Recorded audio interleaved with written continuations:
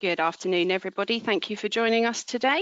I'm just going to do a quick sound check before we begin. So if you can hear me, please type yes into your chat boxes, just so that I know we're live and the audio is clear and you can hear us. Hope everybody is well. Weather's a bit dreary today, so I hope it's nice where you are. I've only got a couple of answers, so I'm just going to leave it a couple more seconds. I hope everybody can hear us. Perfect, there we go. That's more people. Fantastic. It always helps if the audience can hear. Thank you for that. So just a quick introduction from me. My name is Chantel Newton and I'm the Marketing Manager at the UK Contact Centre Forum, and I'm also the editor for our online e-magazine Contact Centre Monthly. So I've just got a few housekeeping points to go through before we begin. During our session today, we do have a couple of poll questions for you to participate in. A small screen will appear containing the poll question and the answers that you can select from. You simply just need to select your answer to vote. Polls will be closed and answers will be published for our speakers to discuss. We do want this session to be as fully interactive as possible, so if you do have any questions for our panel, please post them in the questions box on your GoToWebinar panel. Using the panel that you've just used to do the sound check is also fine, so I'll pick those up throughout the session. Our session today is expected to last an hour. If you are unable to stay for the whole hour, the webinar is being recorded and the link will automatically be emailed to all participants within 24 hours of the webinar ending. So let's get today's session started. I'm just going to hand you over to our session chair, Jacqui Workman. She's the owner and managing director of KMB Limited. Thank you, Jacqui. Thanks, Chantel. Hello, everyone. Yes, I'm Jacqui Workman, MD and owner of KMB Telemarketing, which is an inbound, outbound telemarketing agency based here in rainy Worcestershire as it is today. Welcome, everybody, for joining us today. I'm joined with me is Gareth Millward, Vulnerable Customer Manager from IKANO Bank, and Carolyn Delehanty from Delehanty Consulting. Welcome to you both. I'd like to hand over to Gareth just to give us a small introduction, and then we'll move to Carolyn as well. Sure, thanks, Jacqui. Hi, everyone. As you see, my name's Gareth. I'm the Vulnerable Customer Manager over at IKANO. I guess a little bit of background about me. I've always been in the banking sector, in the financial services sector. More recently, before joining IKANO in January, I was a Vulnerable Customer Manager at a collections agency for a different bank, where learned an awful lot about the topics we're going to discuss today. So hopefully some practical examples as well as high-level stuff we'll be talking about as we go through things today. And then previous to that year, at a whole host of different positions across the financial sector, including both sales, customer service, and many others. So hopefully lots to draw on and help if I can. Great, thanks, Gareth. Over to you, Carolyn. Thanks, Jacqui. Afternoon, everybody. So I'm Carolyn Delehanty from Delehanty Consulting.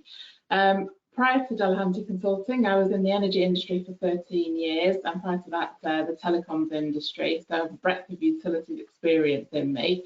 However, since then, I've worked with financial services and a bunch of other essential services organisations to help them improve their vulnerable customer experience.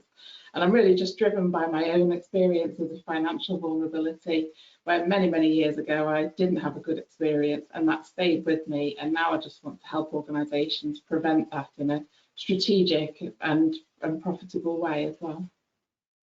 Great, thanks, Carolyn. So it's great to see so many of you registered for today's webinar, which hopefully will be the first of many. Today's topic: how are you supporting vulnerable customers? Wow, that's a big topic, actually, isn't it?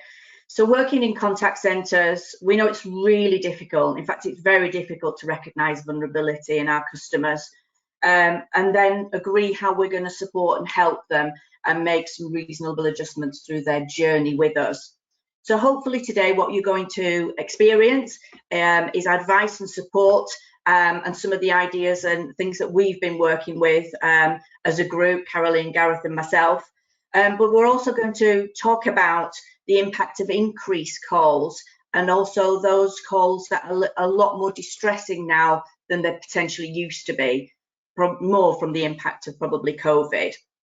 But what we're going to start with is a poll. We want to understand a little bit more about our vulnerable customers and think about what we've got, what we deal with, how much impact is it having on our businesses, etc. So we're going to look to start just a short poll, which is, I think, on your screens now. So how often do you think your organisation recognises vulnerable customers throughout their customer life cycle with you? And the answers are there on the screen. If you could answer those, that would be great.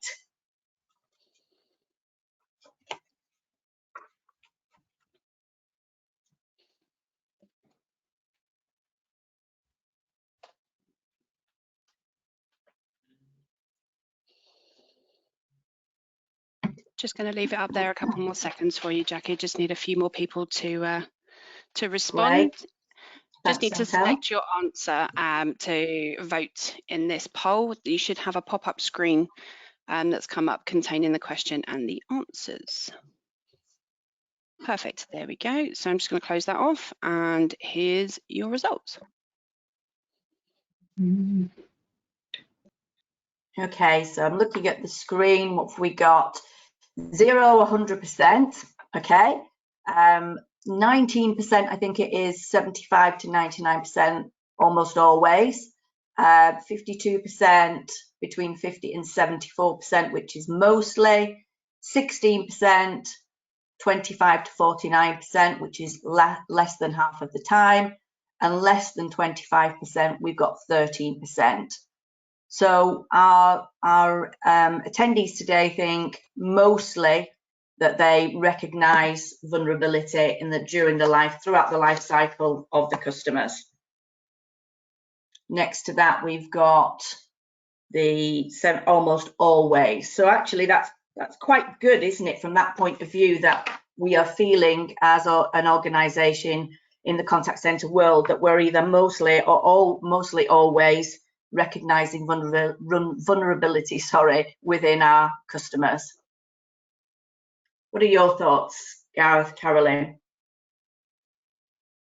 I think it's great, first of all, because I looked at the poll obviously beforehand, that no one's gone always, because I think that can be dangerous to be so overly confident. So it's great that we all sort of see ourselves as having some room for improvement, and mostly, again, very people sort of think that, yeah, actually I've got a good understanding of what I'm looking at, and that most of the time I can spot a vulnerable customer and hopefully support them, and even more so for the less than 25.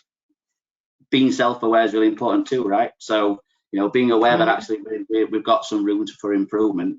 Yeah, not a bad thing either. Not a bad thing either. I think a lot of people are probably finding that mostly box very different to probably what they found a couple of years ago as well, where we're all still learning this topic to a certain degree, aren't we? It's changing all the time, and obviously external factors are forever changing it for us all. So it's great to see that we're all got a good level of confidence that we're seeing it. Absolutely. Any thoughts, Carolyn?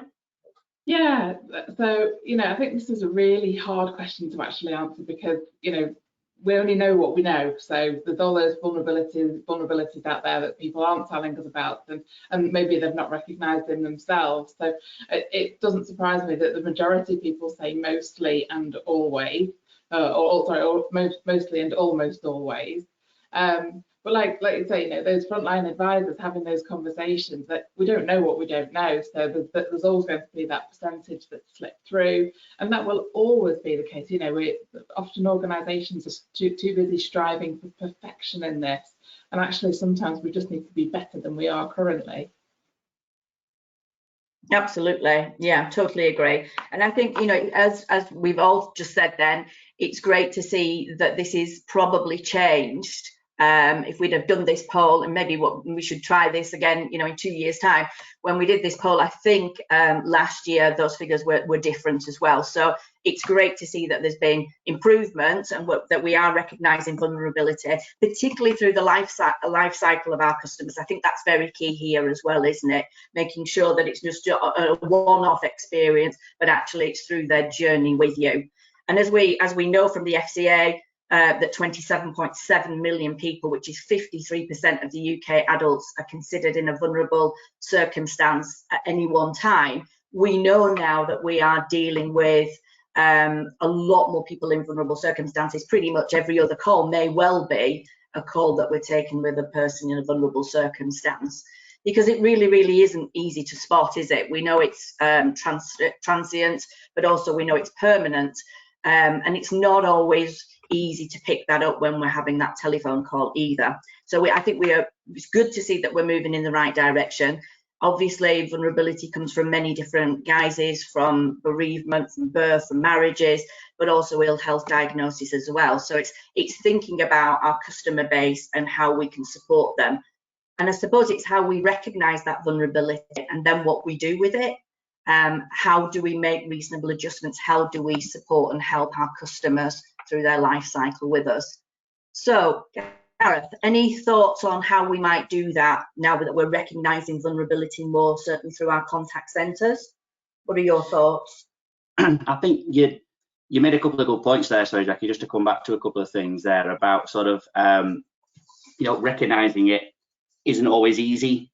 The customers sometimes don't always believe that they are vulnerable. We certainly wouldn't use that label, I suppose, would we, with a customer? But a lot of people just don't see themselves as needing additional support. So sometimes we'll talk an awful lot about IKANO, about creating this perfect environment or as good environment as possible for disclosure. And a lot of the time, it's just about having that open dialogue and that conversation, and just being able to, I guess, from our point of view, understand where we fit in that process for them. What support mechanisms do we have in place?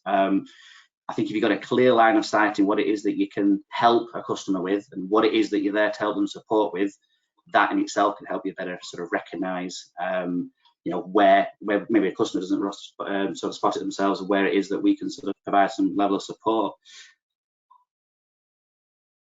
I think another good level of you mentioned earlier is that we're not all experts in every single type of situation. The customer will often know a lot more than you, so having that conversation, that dialogue is really key.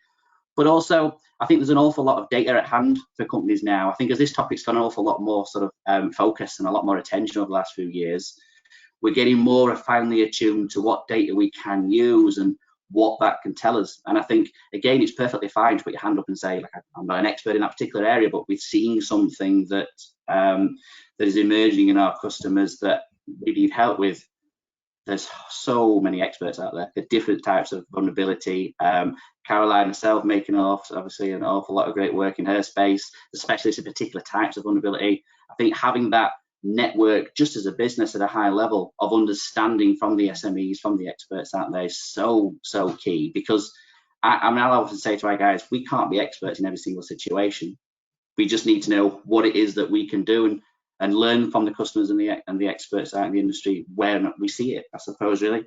And in terms of supporting, I guess, when you understand that, we talk an awful lot at IKANO about effective signposting. It's this concept that signposting is a really useful tool in order to give someone that treatment, that support mechanism they need, but sometimes just passing somebody a telephone number isn't enough, Effective signposting, be able to link people to the right forms of mechanisms for support is so crucial.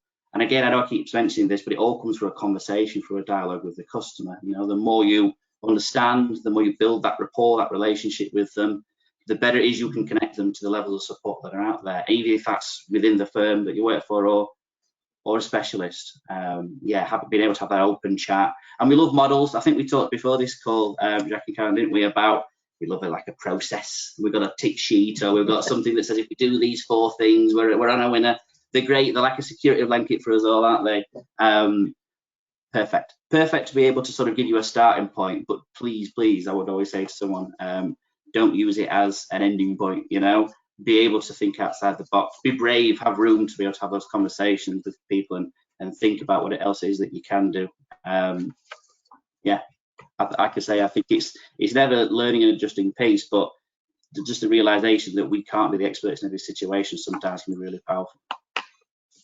Absolutely, totally agree with those comments. Carolyn, what are your thoughts?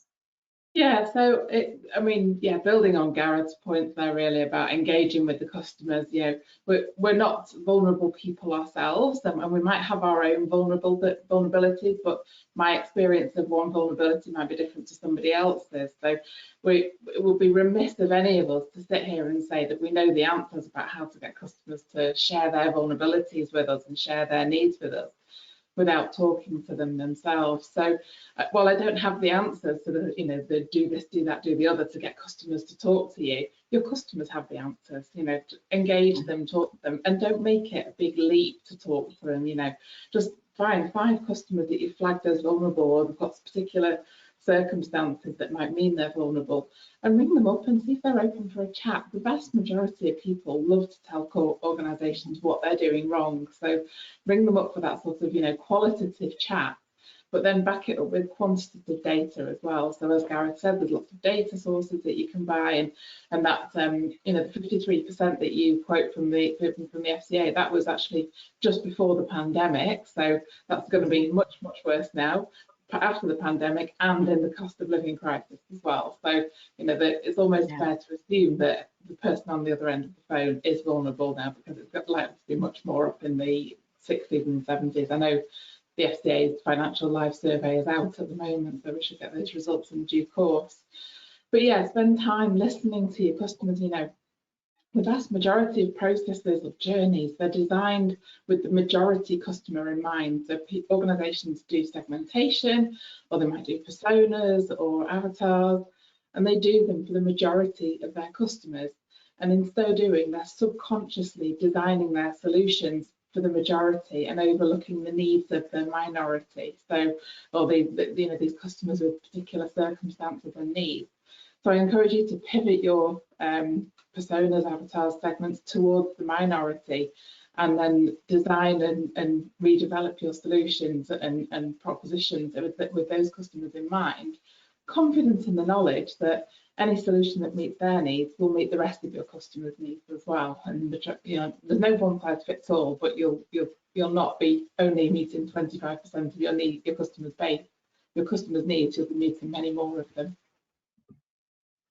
Yeah, and I also think it's good if we can clearly encourage our customers to talk to us. Some of them obviously feel that they can't and they're not able to.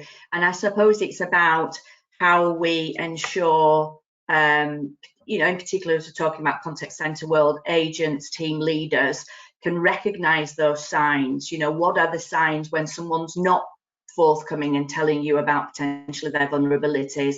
What are you listening for? What is the conversations that they're not quite listening to what you're saying when you're giving them information. So just finding those signs and making sure that I think agents are trained to understand what those signs might be, and then how they might make a reasonable adjustment, how they might change the process, as we talked about then, because we all love a process, you're right, we follow a process. Many businesses have got certain things that have to be said or not said, and therefore we go into that process mode sometimes, and it's sometimes taking ourselves out of that as an agent and saying, I need to listen to this, what's happening in this call, how can I help this individual? And I think that comes down to good training and induction, but also being honest with agents when they join organisations that actually they are going to be talking to people who are going to be in a vulnerable circumstance, and they may well not have experienced some of these circumstances in their own life. To be fair, they may well have done, but I find that certainly some of my agents haven't come across some of the challenges that some of my customers might have had until they understand them a little bit more and get a bit more education and help and support on it. Any thoughts on how we could, develop agents or training, anything that you do in your organisations that you think has helped? Any, little nuggets that you would, let our listeners hear about? I think Jacqui, the key thing is, you're right, training is key. So understanding and training is key.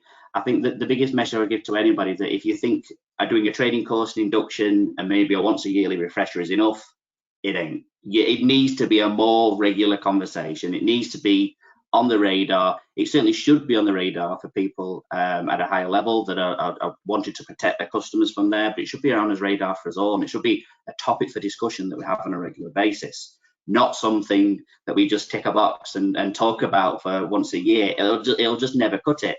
Things change so much, new information comes out, and we're learning all the time about it. So from a training point of view, yeah, it certainly needs to be an awful lot more than just a once a yearly refresh for me. It needs to be a never talked about topic. I think in terms of sort of like hints and tips around the training aspect, make it practical. I've been on tons of these things before. I've read lots of sort of stuff and listened to podcasts, all that sort of stuff, and it's great. And at its highest level, supporting vulnerable customers isn't a difficult concept. We've all got, I hope, that culture, that ethic that says we want to support people that need that extra support. So it's not something that's difficult for people to get their heads around as a concept. I think where it becomes complex and more difficult for people to sort of understand is, okay, well, what do I do? What practically can I do? We mentioned about talking to SMEs and talking to the customers. And I think an awful lot of the time when you do spot a vulnerability, one of the most difficult things I think we can find is how do we then start to broach and have, sounds great to have a conversation about vulnerability, but sometimes when we're talking about life events or health issues, it's not easy to do. That's starting off, that leap off point of being able to have a discussion around what it is that they need and what support they need isn't easy to do. I think the biggest advice that I would always give is to start with support. Start with, okay, what support do you have in place right now? You know, it's talking about the topic, but it's a nice soft entry into talking about their world and what it is that they might need. You know, what support mechanisms are in place at the moment? What do you need or what do you use elsewhere to help you to be able to link back? Yeah, like I say, I think it's never ever sort of changing topic that we need to learn from. So from a training point of view, make it practical. Don't just do it once a year. Keep the focus on it. And yeah, look for the quick wins and easy ways to broach these conversations. And I think from experience, starting with a level of support is the way of doing it. We have a model here that the IDEA model. You've all heard of the IDEA model, but hopefully, where we talk about sort of impact, duration, episodes, and assistance. And you look at the model and you sort of think, well, I'll start at the top. Then I'll start with impact. How's it impacting you right now? I tend to flip that on its head and say, start with assistance, start with the support. That tends to be the easiest way to get that conversation going with the customer for me. Good thoughts. Carolyn, anything you would like to add to that? Yeah, so for me, this starts with recruiting the right people with the right skills. You know, and I think a few years ago, contact centres were in a position where they'd recruit people and then they might siphon off the best people into their vulnerable customer teams or their care teams. They don't have time for that now, and actually the norm is more, you know, the types of calls that we're going through to the specialist team is more the norm now. So it starts with recruiting the right people. And you know, there's a client that I was working with, and they used to rank all of their new recruits in the application process 1 to 5, and they would take anybody 3, 4, and 5 and develop them on. And I had a chat with them and I said, you know, why are you taking 3s when you could just take 5s and you know that you've got the very best and save that time later on, you know, with the right people, with the right can-do attitude. And we did go through that, and yes, recruitment slowed down, but they got much better people, which meant that they were able to support them more in terms of when they did have problems. The other thing I would say about it is that I've been a call centre advisor. I did it did the role for a couple of years in a telecoms company. And when AHT or average handling time and there's call queues buzzing around you and you know your supervisor's watching you, it doesn't really give you that space and time to pause and understand. You don't know that the person that's calling through is on their last pound of credit and they've got 3 kids running around their feet and they need to get out the door to get to dancing lessons or whatever. But you know, you don't know the circumstances, you just know their call, their need, you support them and then they go. So something that I strongly advocate is customer immersion sessions where you bring in vulnerable customers and you just talk to them. You know, you talk with a facilitator and a light, broad call guide or a script, a conversation guide or a script, and you put some frontline advisors and some managers and a speckling of boards and executives as well in there to listen to these customers talk about their experiences and their needs, and you know what, customers open up a lot more. Empathy from the human being to grows there as well, and actually from those sessions people start talking about, oh, do you remember Dorothy and her talking about having lost her husband and things, and it becomes more personal and you know more impactful than just a train of calls that you're taking all day long, and with the like I say the contact centre pressures.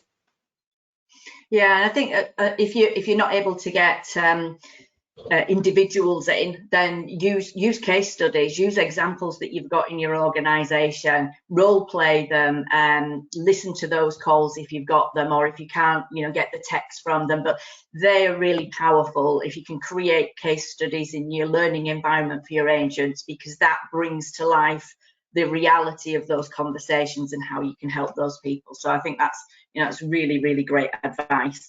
And we've also got to remember that, you know, in amongst all of these vulnerabilities as well, I think the statistic now is the average reading age is between 9 and 11. So people struggle to read information that we send to them. Average numeracy age is about 11, which is primary school. So it's trying to understand that actually we've got to help wherever we can, and it's not just obviously over the phone, which we're talking about a lot now, but how we send information out in print, you know, what information we send out, is that understandable for people, do they get it? You know, lots of organizations are looking at their T's and C's and what they do, you know, and have a kind of plain English, this is what it means, and the legal stuff on the other side, just to make life easier for people, because most people obviously struggle to look at that as well.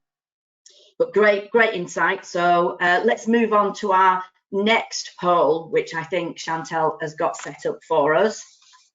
I have, here we go. Okay. Now, has your organisation noticed an increase in distressing calls? I put these percentages there. Hopefully they kind of make sense to you guys when we were putting the poll together. And it's really just to understand whether we are seeing an increase across the board of these of distressing calls. So be interesting to see your thoughts on that. Just going to give it a couple more seconds. If you could vote now.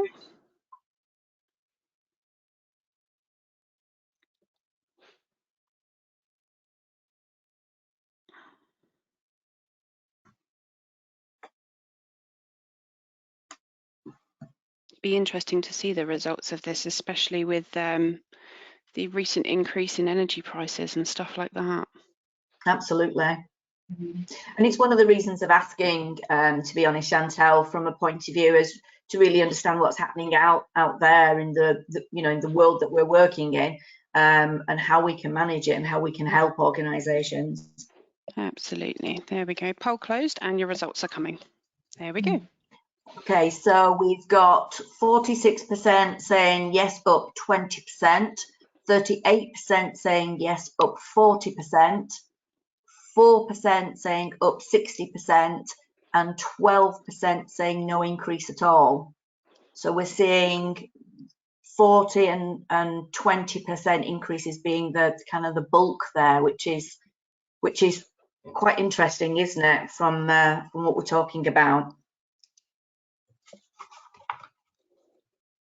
Okay, so I suppose what we need to is discuss there, how would we or how should we think about helping and supporting agents who are dealing with some of those distressing calls. Have you got any examples of anything like that, Gareth, at all within your organisation, where those calls are maybe being a little bit more distressing than they were probably, you know, pre-pandemic?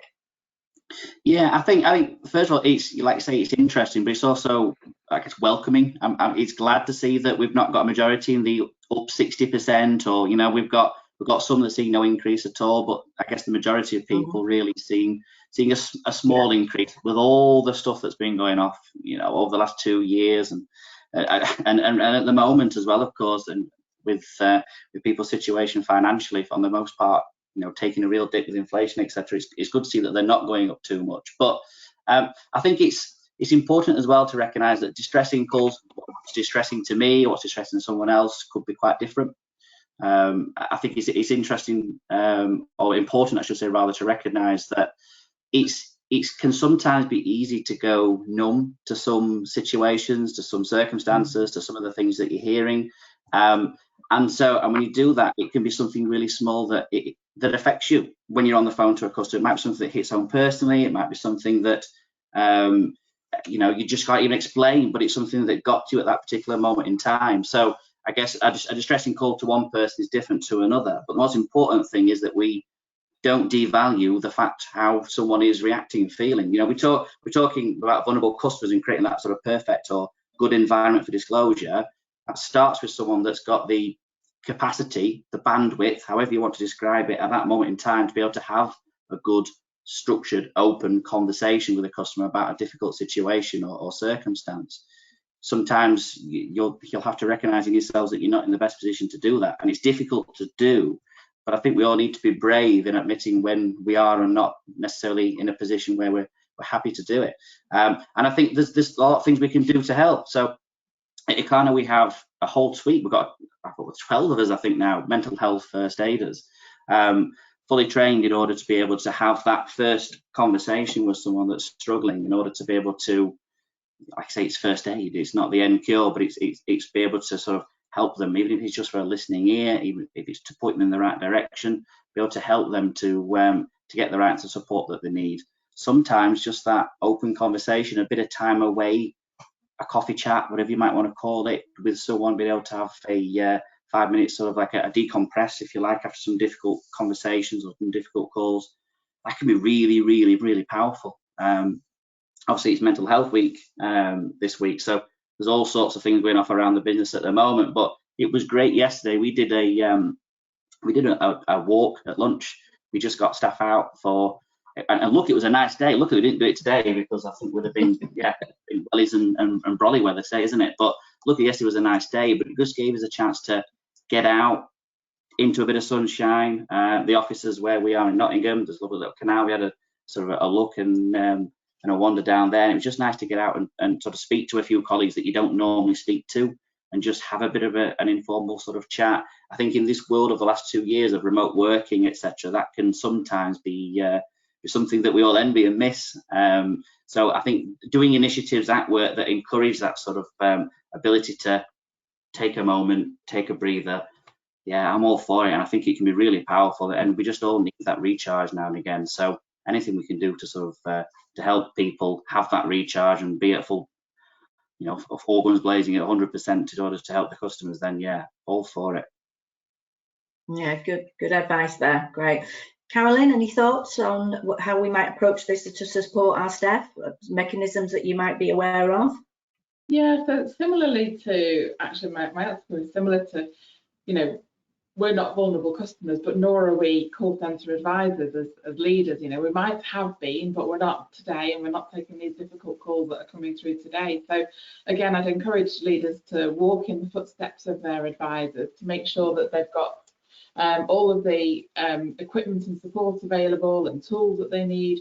And when you do that, you can map their experience, you can map their journey of handling these calls and what goes on and what works and what doesn't, and understand their biggest pain points, and then come up with ideas about what the solutions might be. So you've heard a great suite of ideas there from Gareth, but when you talk to advisors, they'll come up with a whole load more, and we can look at other industries to see how do they handle these continually demanding circumstances. So does anybody have relatives in the NHS that are on the front line? How they handled it, like distressing 2 years, or the armed forces? They often are face to face with distressing circumstances for long periods of time. How do they handle it? Funeral directors, what can we learn from them? So we often look at our own industry, our own organisation, and then our competitors or our peers. But looking beyond our own industries comes up with lots of different ideas for ways that we can support that might be more effective and for supporting advisors taking customers' calls that are distressing at the moment. Yeah, I would absolutely agree with everything you both said. I also was reading yesterday the Money and Mental Health Policy Institute documentation that I think it came out through online last week or something like that. But it says that there's more than 420,000 people in problem debt consider taking their own lives in England each year, which is a really shocking statistic.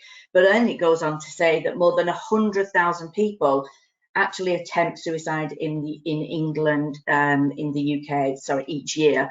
So again, we're dealing with, as you say, you know, financial worries. I saw on the news today, you know, I think a lady was not on the news on this morning, because it was on this morning when it was TV, was on a lady in debt and, you know, actually crying on the phone. And that is, you know, it's dreadful to hear, but it's also how can we help the customer? But as we've been saying, what can we do to make sure that the agent who's taking that call that's distressing goes away from that call, and, you know, has to carry on taking the next call and the next call after that. And I think, you know, just taking that time out, whether it's walking, you know, outside, whether it's just walking away from your desk or sitting in another room having a coffee with you know, one of your colleagues, is a little bit harder now. I think with a lot of us working from home, I think we feel a lot more isolated, and it's how we protect and help and support our staff.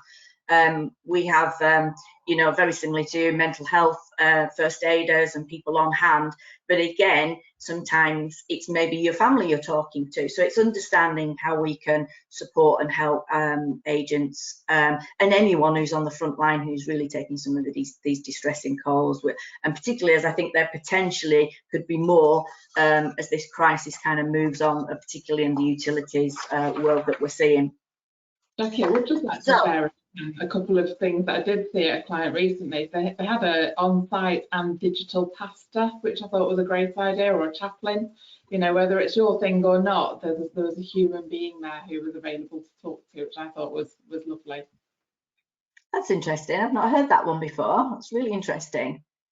Okay, we're coming not far now to well, not the end, but we're kind of getting not far from the end, so we may have some questions going forward. But I suppose unless we've got anything else to say, we can kind of summarise where we feel that we are.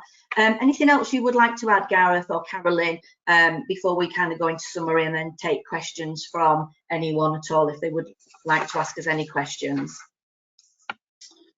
I think, yeah, I mean, just on the topic of supporting staff, supporting vulnerable customers, the two are intrinsically linked. It was interesting you were talking about the lady with the financial stresses. I think the link between sort of someone's financial stresses and mental health has never been more close. I don't think we can be too surprised if we see an increase in distress between those customers. Potentially even for each other as we go forward through the next sort of 12 months or so. The unknown at the moment going forward can create an awful lot of stress for people as well. I think, like I said, the most important thing as we go through all this is that we keep that open dialogue, we keep talking about it. Like I say, it's not a topic that you visit once, 6 months even, or something like that. It's something that you need to keep talking about. The understanding of it will always grow. And yeah, like I say, when it comes to sort of supporting vulnerable customers and staff, I think leaders need to be, and I use the word brave, but I think that's right. I think they need to be brave sometimes and be able to think outside the box, try new things, you know, as long as it all comes from a place of wanting to support someone. Yeah, give it a go, really, I suppose. Absolutely. Carolyn, anything from yourself?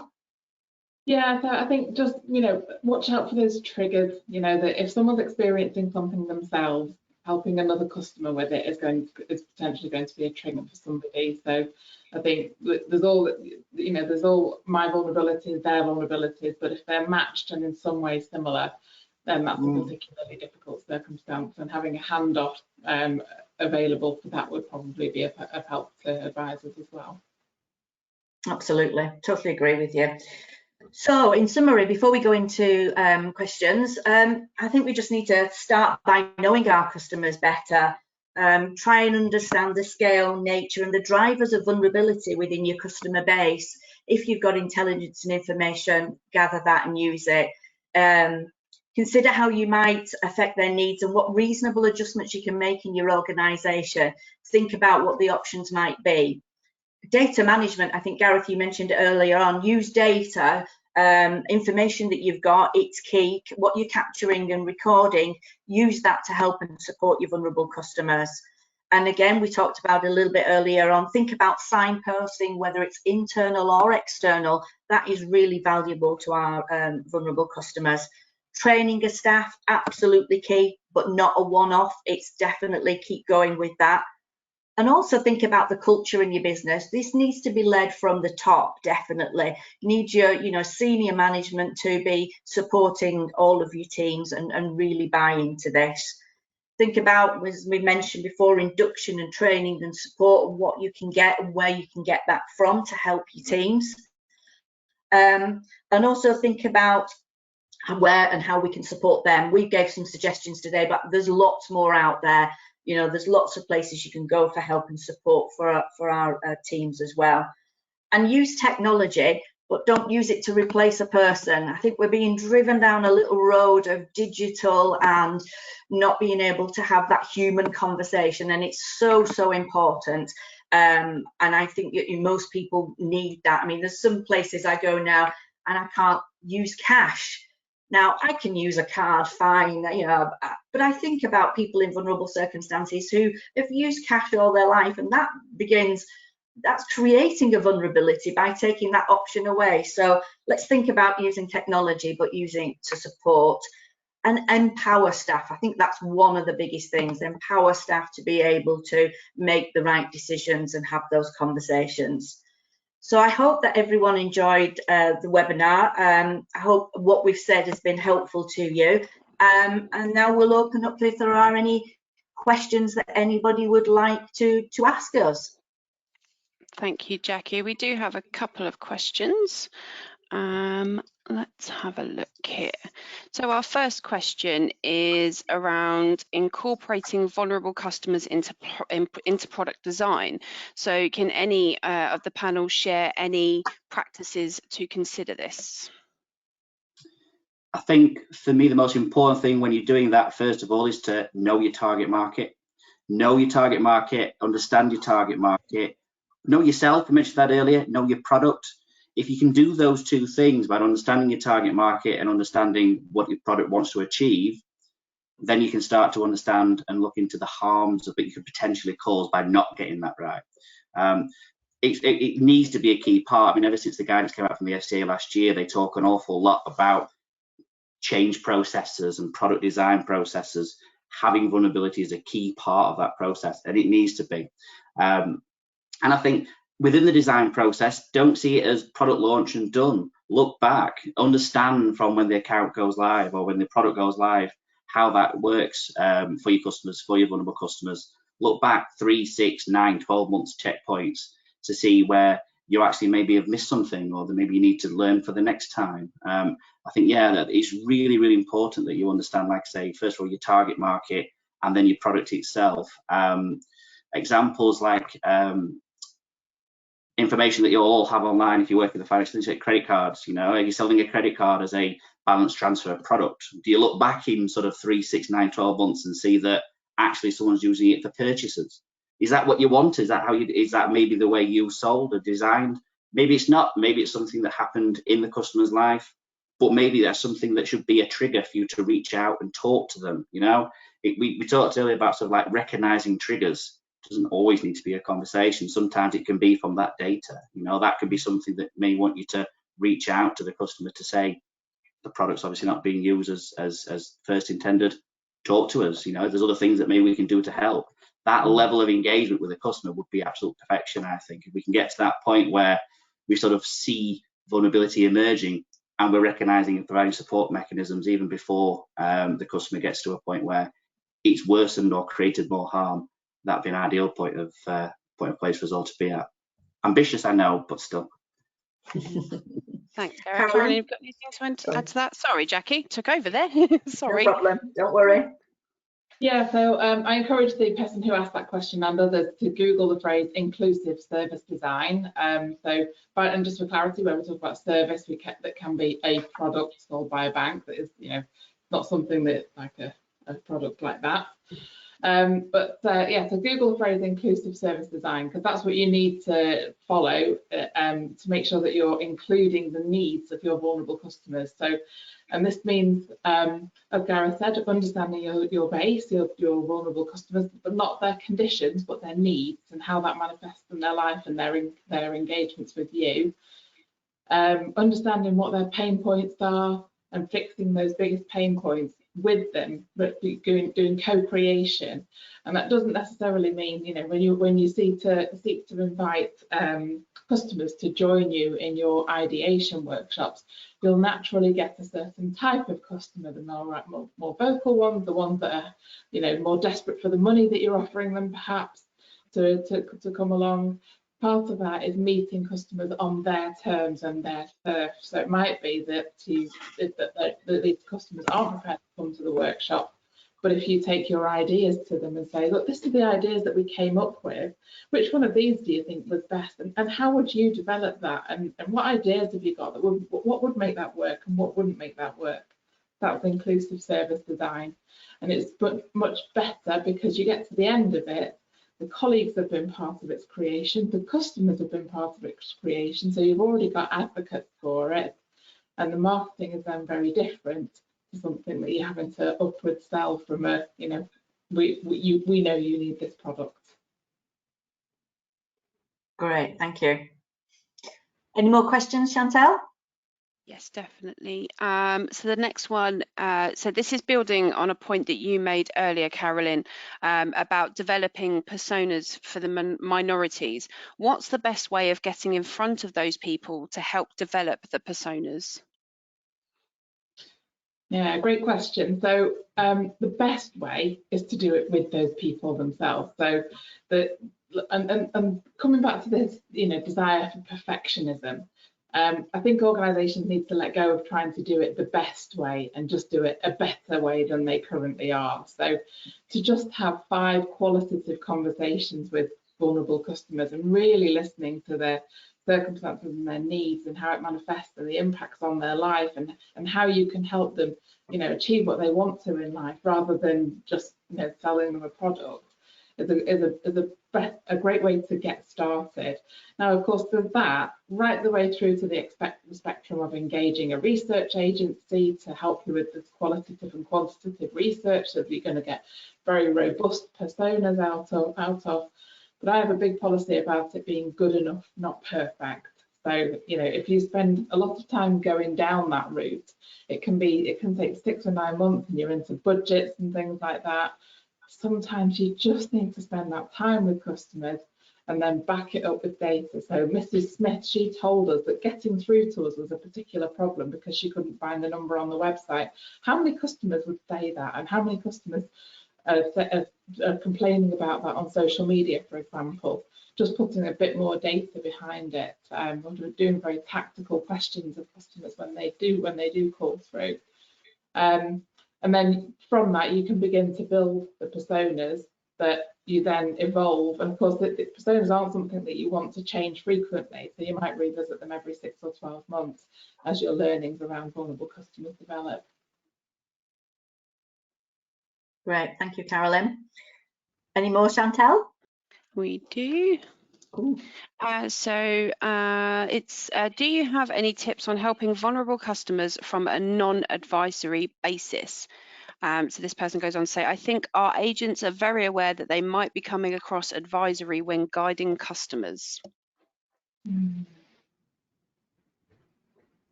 I think it's all in the positioning, isn't it? No different to selling a product on a non-advised basis as opposed to advised basis. It's the positioning of it. Options is usually the key word in the positioning of it nowadays, making sure that it's an informed choice that they make. So that, and it might not be a one size fits all for most people anyway. So talking about different options and available are, for me is the sort of the best way of doing it. I get the point because it can be very difficult. We want sometimes so much to help someone, and if we feel that we know if you just did this, it would really help you. So I guess you've got to have a certain level of self-restraint by making sure you fully understand the situation and then present the levels of treatment that you've got through options, just to give the customer the ability to sort of make the choice themselves, I suppose, really. Yeah, I think as well. So I was thinking back to when I was at Eon here. Now we used to call our frontline teams agents, and I've heard the phrase used intermittently through this call today. But you might notice I refer to them as advisors, and that particular renaming came from customer research that told us that customers call us for advice. Now every industry is different, and I get certainly in financial services that's a line that you have to be careful not to cross. But those that don't have that, we can't advise, we can only give options line. Giving advice isn't necessarily a bad thing, and it's often what customers call for, and it's in their language, the words that they use. So just revisit what your customers are asking for, and consider yourself and your teams in that vein. That's great, thank you. We've got one last question, so this is just a quick last call on questions. Please put them into the questions box, and I'll put them to our panel. So this question's for you, Carolyn. It says, how did you approach getting vulnerable customers into meeting rooms with staff? What steps did you take? Yeah, so this was done with a water company, and the customers were registered on the Priority Services Register. Now, I'm sure this is going to resonate with many of you. We had unclean data, and we had customers who were pregnant for 13 years, for example. So we filtered out those that were clearly not vulnerable anymore, or we assumed not vulnerable. But we took the PSR and the PSR list, and we selected about 15 customers from them. We rang them in advance, told them what we were going to be inviting them to, and we can, now we get them in a digital room, so as much as possible. But going back to face-to-face, and depending on digital barriers and things like that, you might need to do face-to-face or visit them on their premises or their homes. Yeah, just bring them up, tell them what's going to happen, remunerate them, recognise them, the value that they're adding. So make sure we gave them a £50 cash in envelope on that night at the end of the session each, and recognise the value that they're adding. And depending on their vulnerabilities, some of them might come purely for that £50, and some of them might come because they want to be listened to. And I will just share on those sessions, we always asked, so we always had a particular topic that we were going to be talking to them about, and at the end of the session we always said to them, we've invited you here today because you've been identified as vulnerable. The thing you all have in common is you're identified as vulnerable.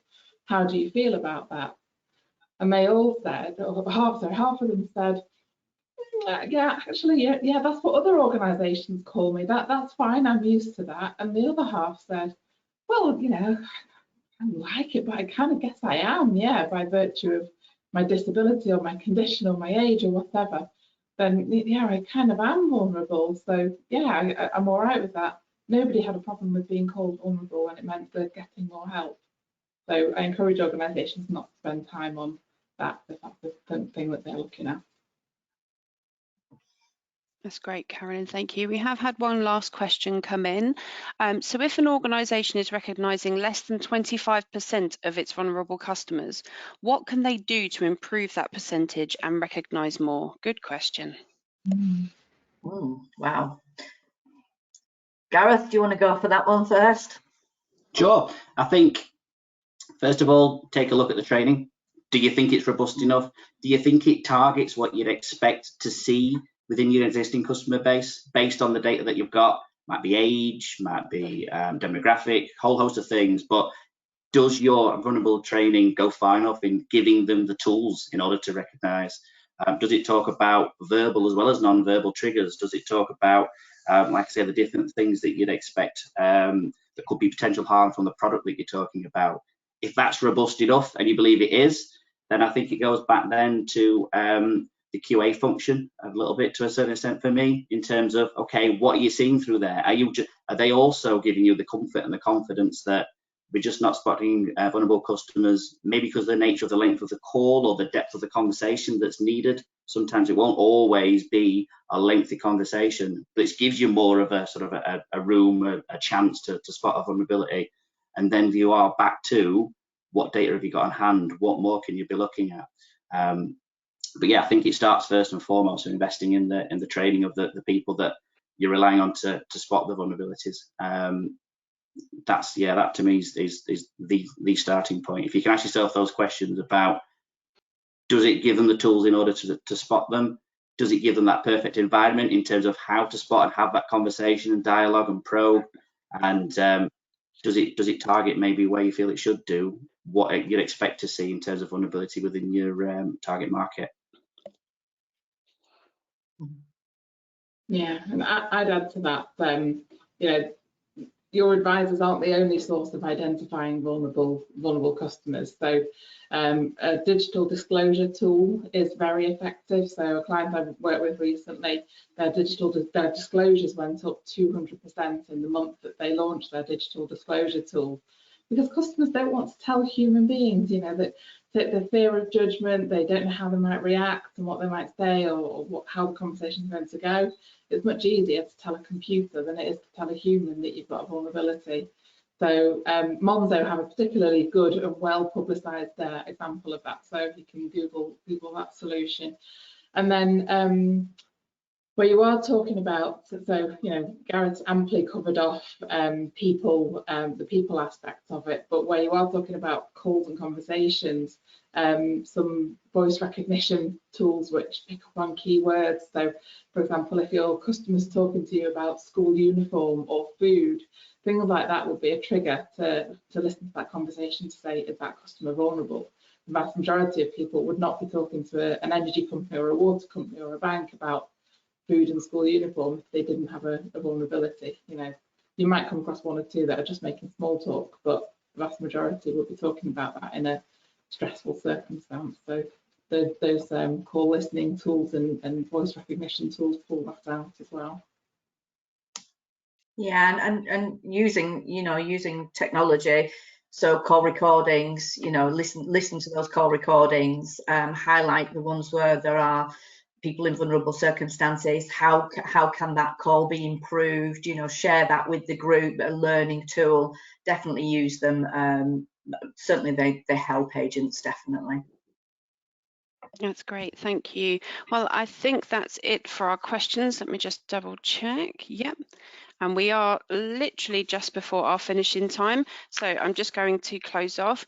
I just want to say a massive thank you to both Carolyn and Gareth and our session chair today, Jacqui. Thank you for this session. It's been wonderful, and I hope that everybody can take some hints and tips away and food for thought to their organisations. We will be doing another webinar around vulnerable customers in July, so watch out for your inboxes for the invitation for that. For more information on UKCCF, our events or membership, you can visit our website www.uk-ccf.co.uk. Don't forget, our nominations are open for our national awards programme, and the awards gala dinner will be held in November, so you can have a look on the website for more information on that. And we've recently relaunched our e-magazine site, Contact Centre Monthly, so you can keep up to date with all of the industry's recent news, blogs, white papers and resources by visiting www.contactcentermonthly.co.uk. Also, just to add, we will be sending a follow-up email with the recording of this session. The LinkedIn profiles for Jacqui, Carolyn and Gareth will be included in those. So if you do have any further questions, please feel free to reach out directly to them. Again, those will be followed up in the email that comes out shortly. So thank you again for taking the time to join us. Thank you very much to our panel. Enjoy the rest of your day. Hopefully we'll see some sunshine this afternoon, if not tomorrow. And thank you very much. Thank you, everybody. Goodbye. Thank you. Bye-bye. Thanks all. Bye.